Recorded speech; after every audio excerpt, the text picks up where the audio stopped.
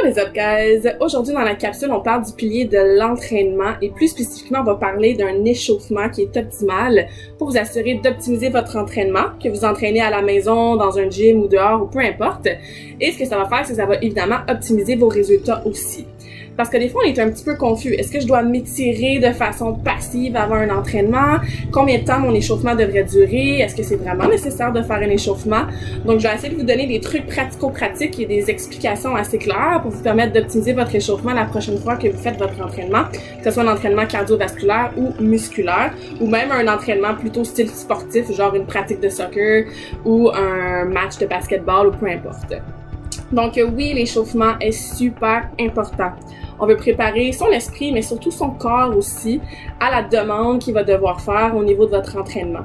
Ce qui veut dire qu'au niveau musculaire, est-ce que les muscles, est-ce que les fibres sont prêtes à avoir des contractions, à avoir une charge externe, à avoir des amplitudes de mouvement dans différents exercices à faire?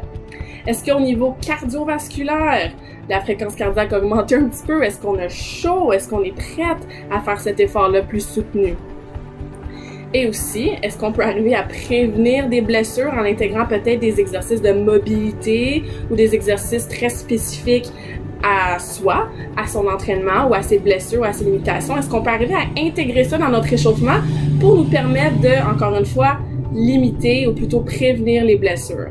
La réponse à tout ça, c'est oui. C'est important d'intégrer tout ça dans un échauffement. La durée va dépendre. J'aime mieux que vous fassiez un petit échauffement à 5 minutes, de la tête aux pieds, vous n'avez pas nécessairement quelque chose de spécifique à travailler, vous voulez juste préparer votre corps à l'effort. Génial.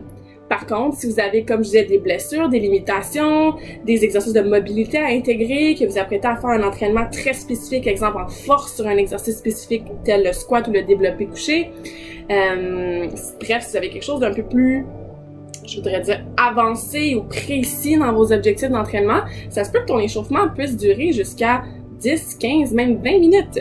Mais ce que ça va faire, c'est que ça va optimiser par la suite ton entraînement. Donc non, ce n'est pas un temps perdu. Après, qu'est-ce que je fais dans l'échauffement? C'est sûr qu'il y a des règles de base, mais encore une fois, ça va être individuel à toi, à ton profil, à tes objectifs et aussi à l'entraînement que tu vas faire. Parce que qu'est-ce qu'on voit souvent d'habitude, hein? On arrive au gym, on embarque sur le vélo, on pédale pendant 3 à 5 minutes pendant qu'on est sur notre téléphone, et go, on commence notre entraînement. C'est mieux que rien. Ce 3 à 5 minutes-là, bon, ça active un petit peu au niveau de ton bas du corps, ça augmente la circulation sanguine, peut-être que ta fréquence cardiaque augmente un petit peu, ça te met dans un état d'esprit de « Ok, je suis arrivé au gym, je suis sur mon vélo, je m'en vais faire mon entraînement », donc c'est mieux que rien. Est-ce que c'est optimal, par exemple? Pas toujours. Donc, pour avoir un échauffement qui est très optimal, qui va t'aider dans ton entraînement, il faut que tu t'assures premièrement que tout aille bouger de la tête aux pieds. Moi, souvent, je vais donner la même routine d'échauffement dynamique à mes clients. Donc, chaque articulation, le cou, les épaules, au niveau du tronc, le dos, les hanches, les genoux, les chevilles, donc la tête aux pieds, je vais faire quelques mouvements dynamiques pour échauffer et faire bouger les articulations dans tous les angles et dans la bonne amplitude de mouvement aussi. Donc, je n'avais pas tenir un étirement pendant 30 secondes, plutôt en étirement passif.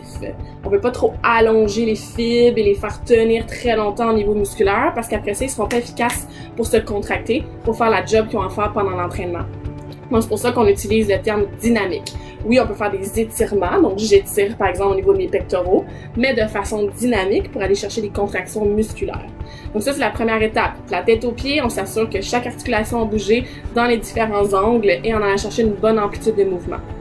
Après, il n'y a absolument rien de mal à faire un petit peu de cardio en entraînement et en échauffement, pardon. Et ça peut être un 3 à 5 minutes, ça peut être de la course, de l'elliptique, du vélo, monter, descendre les escaliers, de la corde à sauter. Mais il n'y a rien de mal à l'intégrer.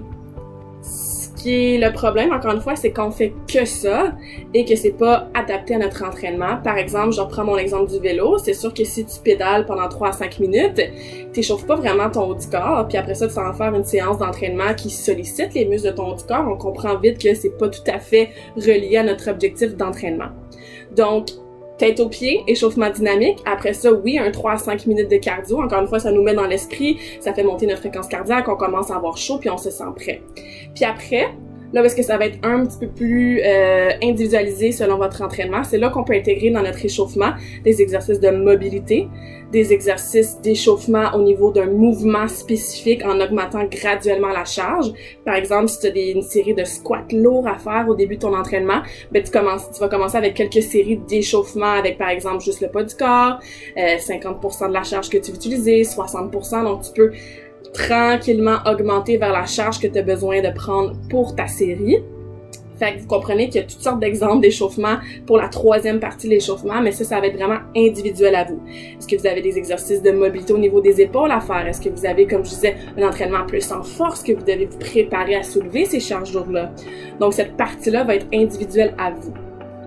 J'espère que ça vous aide. J'espère que vous allez avoir un échauffement beaucoup plus optimal à partir d'aujourd'hui. C'est très, très, très important pour prévenir les blessures, optimiser vos résultats pendant l'entraînement aussi, et même souvent vous faire sauver du temps parce que votre corps est vraiment prêt à l'effort. Si vous avez besoin d'aide à vous planifier un échauffement qui est optimal et surtout individualisé à vous pour vos objectifs, carmackin.ca. La première consultation est toujours gratuite et ça me fait plaisir de vous aider.